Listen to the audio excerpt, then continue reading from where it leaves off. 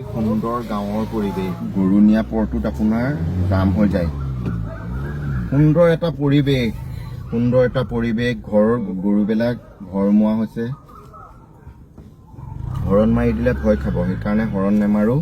ধুনীয়াকৈ আৰামত গৰুবোৰ জেগালৈ গৈ পেলাই যাওক। পোৱালিবোৰ নহ'লে গাড়ী হৰণ মাৰি দিলে বহুত দৌৰা-দৌৰি হয়, বহুত সমস্যাৰ সৃষ্টি হয়।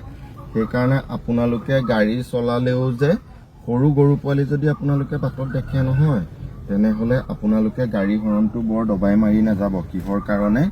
গৰু পোৱালিবোৰে ভয় খাই বহুত খেলি মেলি হৈ ডাঙৰ গাড়ী আগত পৰে।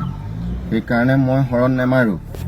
সেইকাৰণে মোৰে 5 মিনিট দেৰি হওক, মই লাহে লাহে এনেকৈ গৈ থাকিম।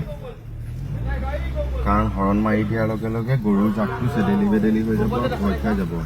আৰু পোৱালিবোৰ হৰাইছে এইটো টাইমত বিচাৰিছে। এইটো টাইমত আপোনালোকে গাঁৱৰ ভিতৰেদি যদি যায়, তেনেহ'লে আপোনালোকে অকণমান হুঁচিয়াৰ হ'ব।